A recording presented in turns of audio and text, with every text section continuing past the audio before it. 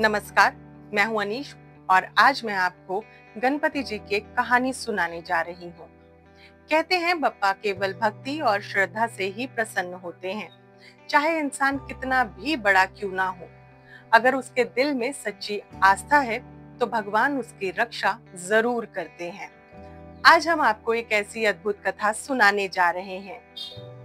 एक गांव में सेठ की, उसकी सेठानी की और बप्पा के चमत्कार की ये कथा हमें दिखाती है कि विश्वास की शक्ति कितनी महान होती है। बहुत समय पहले की बात है। एक गांव में सेठ जी अपने परिवार के साथ रहते थे। सेठ जी के पास शहर में बड़ा व्यापार था। धन, अन्न, वैभव और किसी भी चीज की कमी नहीं थी। लेकिन सेठ जी का मानना था कि ये सब उनका नहीं है, बल्कि गणेश जी की कृपा का परिणाम है। वो हर सुबह उठकर नदी में स्नान करने जाते, घर लौटकर गणेश जी की पूजा करते, भोग लगाते और फिर स्वयं भोजन करते थे। उनकी ये आस्था वर्षों से चली आ रही थी, लेकिन उनकी सेठानी जी को ये सब अच्छा नहीं लगता था। वो सोचती थी, ये रोज रोज पूजा भोग लगाना, आखिर इससे होता क्या है। उसके मन में भगवान के प्रति बिल्कुल भी आस्था नहीं थी। एक दिन सेठानी जी ने ठान लिया कि आज देखती हूँ आखिर ये पूजा कैसे पूरी होती है। अगले दिन जब सुबह उठकर सेठ जी नदी में स्नान करने गए, तब सेठानी ने घर के मंदिर में रखे गणेश जी को छुपा दिया।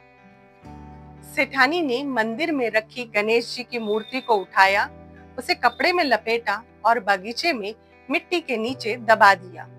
वो सोच रही थी कि अब देखते हैं बिना मूर्ति के सेठ जी कैसे पूजा करते हैं।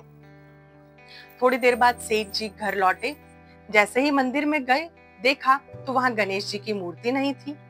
चौंक कर उन्होंने सेठानी से पूछा कि अरे गणेश जी की मूर्ति कहाँ गई, मंदिर में नहीं दिख रही। तो सेठानी ने भी अनजान बनते हुए कहा, मुझे क्या मालूम, मैं तो घर के काम कर रही थी। आप जानो और आपकी मूर्ति जाने। सेठ जी बहुत हैरान और परेशान थे कि मंदिर से मूर्ति कहाँ चली गई। सेठ जी ने हर जगह ढूंढा, लेकिन मूर्ति कहीं नहीं मिली। वो बहुत दुखी हो गए। उस दिन उन्होंने अन्न जल तक ग्रहण नहीं किया और हाथ जोड़कर गणपति बप्पा को बोले कि हे गणेश जी, लगता है आप मुझसे रुष्ट हो गए हैं, मुझे छोड़कर कहीं चले गए हैं। लेकिन प्रभु, जब तक आप मुझे पुण्य दर्शन नहीं देंगी, मैं अन्न जल ग्रहण नहीं करूंगा। उस पूरा दिन सेठ जी ने ना तो अन्न जल ग्रहण किया और ना ही अपने बिजनेस पर ध्यान दिया। वो भगवान का ध्यान करते रहे और गणपति से क्षमा प्रार्थी रहे। रात को जब सोने का टाइम आया तो वो सोए और तभी उन्हें एक अद्भुत सपना आया। उन्होंने देखा कि गणेश जी स्वयं प्रकट हुए हैं और गणेश जी अपने प्रिय मूषक के साथ खेल रहे हैं और चूहे को लड्डू खिला रहे हैं। मूषक ने उस लड्डू को लेकर बागीचे में छुपा दिया। ये देखकर सेठ जी चौंक गए और वो तुरंत उठ गए।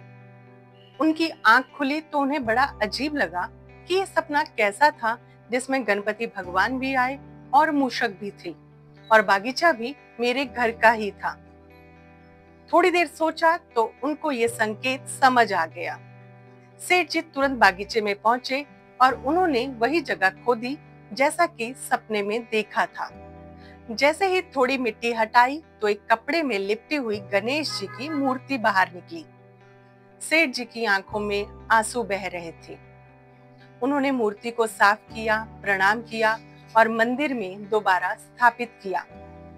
पूरी श्रद्धा के साथ उन्होंने गणपति जी की पूजा की और आभार व्यक्त किया कि हे गणपति, आप मुझसे नाराज नहीं हैं और आप दोबारा से मेरे मंदिर में विराजे हैं।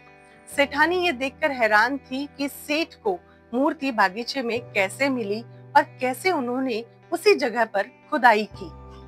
सेठ जी ने पूरा वृत्तांत सुनाया कि कैसे गणेश जी उनके सपने में आए और कैसे उन्होंने अपनी मूर्ति के बारे में बताया। ये सुनकर सेठानी की आंखें भर आई। उन्होंने पश्चाताप करते हुए कहा कि सेठ जी, मुझसे बहुत बड़ी गलती हो गई है, मेरे अपराध को क्षमा करें।